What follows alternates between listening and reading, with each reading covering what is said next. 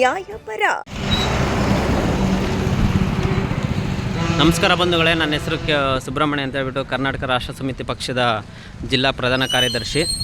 ಇವತ್ತು ಮಂಚನಹಳ್ಳಿ ಪ್ರಾಥಮಿಕ ಆರೋಗ್ಯ ಕೇಂದ್ರಕ್ಕೆ ಬಂದಿದ್ದೀವಿ. ಇಲ್ಲಿ ಬಂದಿರೋ ಉದ್ದೇಶ ಏನಂದರೆ, ನಿನ್ನೆ ರಾತ್ರಿ ಒಂದು ಡೆತ್ ಆಗಿದೆ ಹೆಗ್ಗೇನಹಳ್ಳಿ. ಇಲ್ಲಿ ವೈದ್ಯಕೀಯರು ಮತ್ತು ಡಾಕ್ಟರ್ಸು ಯಾರೂ ಇರಲಿಲ್ಲ, ಅದರಿಂದ ನಿರ್ಲಕ್ಷ್ಯತೆಯಿಂದ ಡೆತ್ ಆಗಿದ್ದಾರೆ.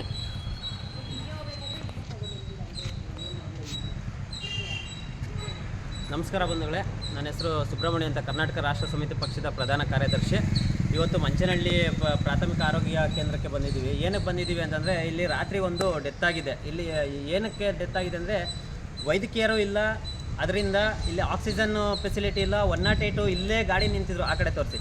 108 ರಾತ್ರಿ ಇದೇ ಸ್ಥಳದಲ್ಲಿ ನಿಂತಿದ್ರು. 108 ಅವರು ತೆಗೆದಿಲ್ಲ. ನಾವು ರಾತ್ರಿ 10ಗಂಟೆಗೆ ನಾವು ಗಾಡಿ ತೆಗೆಯೋದು ಅಂತ ಹೇಳ್ಬಿಟ್ಟು ಅವರು ಈ ಥರ ಪ್ರಶ್ನೆ ಮಾಡಿದ್ದಾರೆ.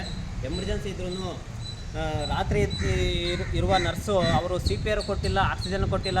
ಬರೀ ಅವರು ಪಲ್ಸು ಮತ್ತು BP ಚೆಕ್ ಮಾಡಿಬಿಟ್ಟು ಚಿಕ್ಕಬಳ್ಳಾಪುರ ಕರ್ಕೊಂಡೋಗಿ ಅಂತ ಹೇಳ್ಬಿಟ್ಟು ಹೇಳಿದ್ದಾರೆ.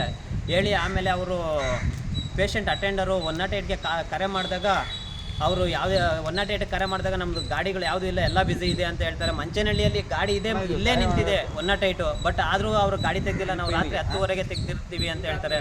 ಇಲ್ಲಿ ರಾತ್ರಿ ಮಂಚನಹಳ್ಳಿ ಇದು ಇವಾಗ ತಾಲೂಕಾಗಿದೆ. ತಾಲೂಕಾದ್ರೂ ಅಲ್ಲಿ ಯಾವುದೇ ಥರ ಫೆಸಿಲಿಟಿ ಇಲ್ಲ. ತುಂಬ ಕಂಪ್ಲೇಂಟ್ಸು ಬರ್ತಾಯಿದೆ ಇಲ್ಲಿಂದ ನಮಗೆ. ನಾವು ಆದರೂ ಇವಾಗ ಎಚ್ಚೆತ್ಕೋಬೇಕು.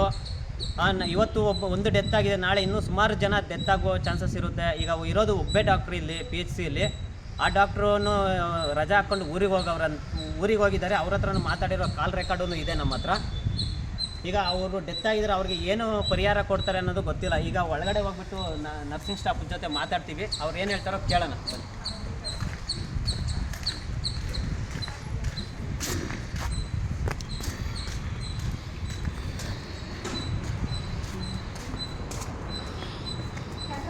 ಇಲ್ಲಿ ಯಾವುದೇ ಥರ ಸೌಲಭ್ಯನೂ ಇಲ್ಲ, ಡಾಕ್ಟರ್ಸೂ ಇಲ್ಲ.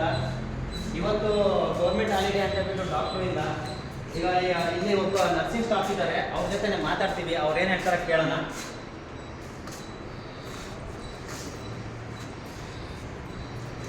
ಸಿಸ್ಟರ್, ಇಲ್ಲಿ ಆಕ್ಸಿಜನ್ ಸರ್ವಿಸ್ ಇದೆಯಾ? ಆಕ್ಸಿಜನ್ ಸಿಲಿಂಡರ್ ಇದೆಯಾ? ಇಲ್ಲಿ ಇದೆಯಾ? ರಾತ್ರಿ ಇದ್ದಿದ್ದು ಯಾರು ನರ್ಸಿಂಗ್ ಸ್ಟಾಫು? ಮಮತಾ ಸಿಸ್ಟರ್ ಅಂತ. ಅವರು ಯಾಕೆ CPR ಸ್ಟಾರ್ಟ್ ಮಾಡಿಲ್ಲ, ಆಕ್ಸಿಜನ್ ಕೊಟ್ಟಿಲ್ಲ? ಅವ್ರನ್ನೇ ಕೇಳಬೇಕು. ಡಾಕ್ಟ್ರು ಇಲ್ಲಿ ರಾತ್ರಿ ಹೊತ್ತು ಇರೋದಿಲ್ವಲ್ಲ, ಏನಕ್ಕೆ? ಯಾವತ್ತಿಂದ ಇಲ್ಲ ಡಾಕ್ಟ್ರು? ಅಲ್ಲ, ಇವತ್ತು ಬಿಡಿ, ಇವತ್ತು GH ಆಯ್ತಾ. ಪ್ರತಿದಿನನೂ ರಾತ್ರಿ ಹೊತ್ತು ಡಾಕ್ಟ್ರ್ ಇರೋದಿಲ್ವಲ್ಲ. ಈಗ ನಿನ್ನೆ ಒಂದು ಡೆತ್ ಆಗಿದೆ ರಾತ್ರಿ. ಡಾಕ್ಟ್ರ್ ಇದ್ದಿದ್ರೆ ಅವರು ಪ್ರಾಣ ಉಳಿತಿತ್ತು. ನಿನ್ನೆನೂ GH ಇತ್ತು. GH ಇದ್ದಾಗ ಡಾಕ್ಟರ್ ಇರೋದಿಲ್ಲ, ಕ್ವಾರ್ಟರ್ಸಲ್ಲಿ ಇರ್ತಾರೆ. ಆಕ್ಸಿಜನ್ ಸಿಲಿಂಡ್ರು ಕೊಟ್ಟಿಲ್ಲ, ಪೇಷಂಟ್ಗೆ CPR ಸಹ ಕೊಟ್ಟಿಲ್ಲ. ಅವ್ರಿಗೆ ಏನು ನರ್ಸಿಂಗ್ ಮಾಡಿ ಕಲಿಸಿದ್ದಾರೆ ಅನ್ನೋದು ಗೊತ್ತಿಲ್ಲ. ನೋಡಿ, ಈ ಥರ ನಿರ್ಲಕ್ಷ್ಯತೆ ನಮ್ಮ ಸರ್ಕಾರ ನಡೀತಾ ಇರೋದು. ಸಿದ್ದರಾಮಯ್ಯ ಸರ್ಕಾರ ಈ ಥರ ನಿರ್ಲಕ್ಷ್ಯತೆಯಿಂದ ನಡೀತಾ ಇದೆ. ಆಕ್ಸಿಜನ್ ಒಂದು ಕೊಟ್ಟಿದ್ದರೆ ಅವರು ಪ್ರಾಣ ಉಳಿತಿತ್ತು. ಪ್ರಾಣನೇ ಕಳ್ಕೊಂಡಿದ್ದಾರೆ. ಈಗ ಇಂಥ ನಿರ್ಲಕ್ಷ್ಯತೆ, ಇಲ್ಲಿ ಡಾಕ್ಟ್ರೇ ಇಲ್ಲ. ಇದು ತಾಲೂಕಾಗಿ 1 ವರ್ಷದ ಮೇಲೆ ಆಯಿತು. ಇದನ್ನು ನಮ್ಮ ಜನ ಎಚ್ಚೆತ್ಕೊತಾ ಇಲ್ಲ. ನಮ್ಮ ಜನಕ್ಕೂ ಏನು ಬೇಕಿರಲ್ಲ, ಅದಕ್ಕೋಸ್ಕರ ಯಾರು ಏನು ಕಂಪ್ಲೇಂಟ್ ಮಾಡ್ತಾ ಇಲ್ಲ, ಯಾರು ಏನು ಕೇಳ್ತಾ ಇಲ್ಲ. ಈಗ ಎಲ್ಲ ಸಿಬ್ಬಂದಿ ವರ್ಗದವರು ನೋಡಿ ಬಂದು ಇವ್ರಿಗೆ ಪರಿಹಾರ ಕೊಡಬೇಕು ಅಂತ ನಾನು ಕೇಳ್ಕೊತಾ ಇದ್ದೀನಿ. ಇಲ್ಲಿಗೆ ನಾನು ವಿಡಿಯೋ ಮುಕ್ತಾಯ ಮಾಡ್ತಾ ಇದ್ದೀನಿ.